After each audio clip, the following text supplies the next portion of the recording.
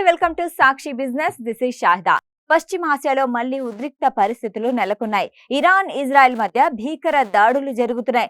దీంతో యుద్ధం ముగింపుపై ఎలాంటి క్లారిటీ లేదు.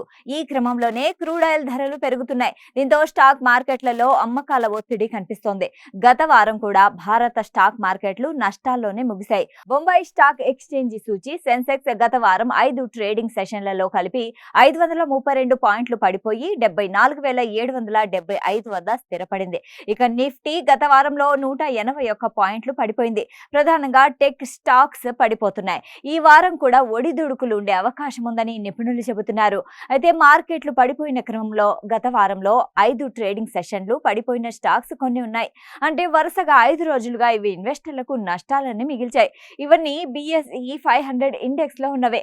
ముందుగా ఇందులో దిగ్గజ పారిశ్రామికవేత్త అనిల్ అగర్వాల్ సంస్థ Vedanta group company Hindustan zinc stock ఉంది.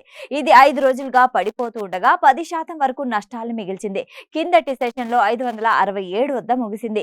PB ఫిన్టెక్ స్టాక్ కూడా 5 రోజుల్లో 10% వరకు తగ్గింది.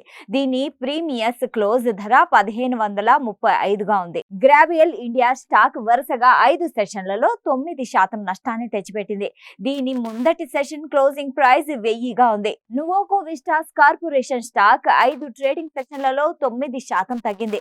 శుక్రవారం క్లోజింగ్ ప్రైస్ 319గా ఉంది.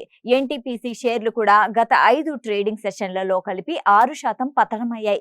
దీని ధర 362 వద్ద ఉంది. గోద్రేజ్ ఇండస్ట్రీస్ కూడా వరుసగా 5 రోజుల్లో పడిపోగా ఈ క్రమంలో 6% నష్టాలనిచ్చింది.